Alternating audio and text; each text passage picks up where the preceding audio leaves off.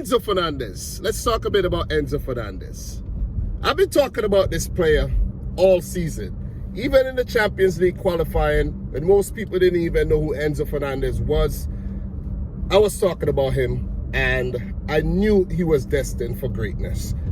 So guys, Enzo Fernandez, 21 years old, Argentinian midfielder. Benfica picked him up for only 12 million euros from River Plate. You gotta give it up to Benfica, man. They feed a club, but the thing is, they do their scouting, they do their due diligence, and they pick up these players for a small price, sell them on for big money, huge money. Look at Darwin Nunez, look at Ruben Diaz, look at Edison. The list goes on, man. You look at João Felix, and now Enzo Fernandez, and the list goes on. I'm probably forgetting a few big names, but you get the point. This is what Benfica does. This is what they're good at. Selling, well, I should say, bringing in quality players, developing these players, and selling them on for huge money. Chelsea, Liverpool, and Man United were actually in the race to sign Enzo Fernandez, who won the best young player at the recently concluded FIFA World Cup. And Chelsea are winning the race, because I even said this last night, before a lot of these breaking news came out that Chelsea actually put in a formal bid for the player and all. I said, when you think about it, who's going to be able to afford this player, right? United, they could afford the player, but when you look at their midfield, you know, they could do with an Enzo Fernandez in their midfield, a part of the project and everything, but they've spent a lot of money already, right? They spent on Anthony, Casemiro, and a few other players, little bits and pieces players here and there. They could do with an Enzo Fernandez, but I think they're a bit reluctant to splash that kind of money in January, seeing that Enzo Fernandez would cost upwards of 100 million euros. Let's say 100 million pounds, because he's said to have a release clause of about 120 million euros, if I'm not mistaken. The currency, I might get wrong, but it's 120 million. I think it's 120 million pounds is the release clause, and Chelsea are said to, you know, put in a bid. So let's see if Benfica is going to actually accept the bid, or if they want to hold out for the release clause. But I have to say, is he worth it? Well, it's hard to tell, to be honest, but he's a damn good player. He's a damn good player. I don't know if it's worth paying that kind of money for him, but his stocks have definitely risen over the months that he's been at Benfica, and especially what he did at the World Cup for Argentina, because when Argentina lost that first game against Saudi Arabia, Enzo Fernandez didn't start. And since he came into the team, they went on a run and went on to win the World Cup. Best young player at the tournament. I think the only player that was close to that was Tchouameni and Joško Gvardiol.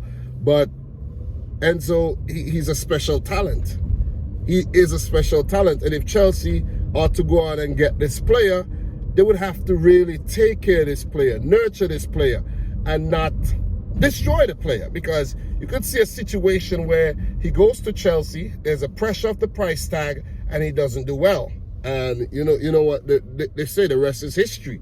But this is a quality player, man. Box-to-box midfielder, more on the defensive side, but do have an eye for goal. To pick up a few assists here and there. You could see in the Champions League qualifiers, he got a couple goals so far in the Portuguese league. Couple goals, couple assists, but he's mostly midfield enforcer, breakout play, cut the passing lines. You know, just control the midfield, man. And you saw he did that. He was at his best for Argentina at the World Cup. So Chelsea would definitely get themselves a quality player here. Do they need a player like Enzo Fernandez when you really think about it?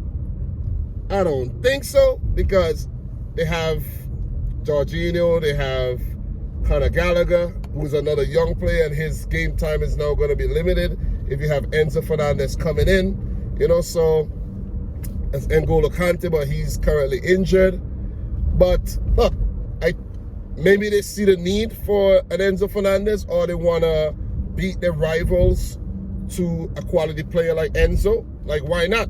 But the question is, like, why isn't Man City in the race to sign a player like Enzo Fernandez? I'm kind of confused about that. Maybe City don't see the need for a player like Enzo Fernandez. So I wouldn't have mind Man City going for a player like Enzo Fernandez at all, because he's quality. He is definitely quality. But look, Chelsea are the front runners to get the player, and they're said to be putting in a big bid. Todd Bowley, American, splashing the cash.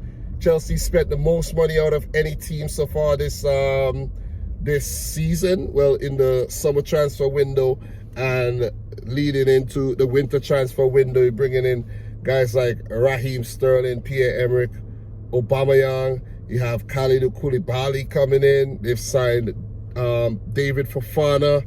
They signed Andre Santos, and they've signed Mark Cucurella, bringing in manager, what's his name again, man? Graham Potter. So Chelsea splashing the cash, man.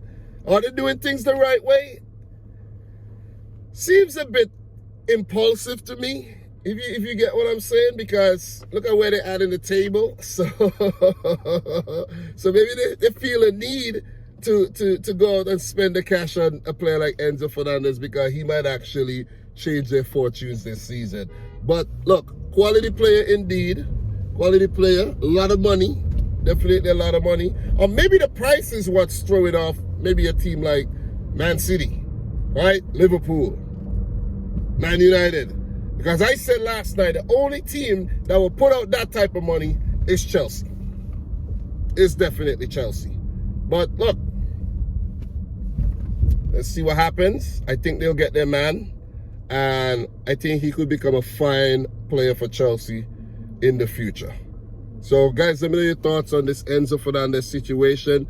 Just wanted to talk about it as the news continue to break on where Enzo Fernandez could be ending up.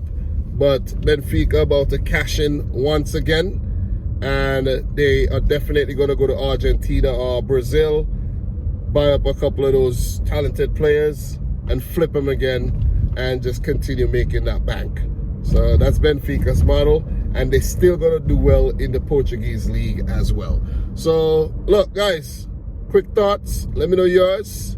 Let me know if you think Enzo Fernandez is making the right move. It is said that he's already agreed personal terms with Chelsea, so it's just down to the clubs to negotiate the price and the contract and everything, and get everything signed, do the medical, and the player will become a Chelsea player going forward. I actually think he should have stayed at Benfica until the end of the season and then start the season fresh, where he could integrate with his fellow teammates in the preseason, and he could start, his career at Chelsea off correctly. But let's see what happens. Well, guys, I'm your boy Dom. Subscribe to the channel if you're new. Like the video if you haven't yet done so. And until my next one, peace out. Rich Squad. Peace.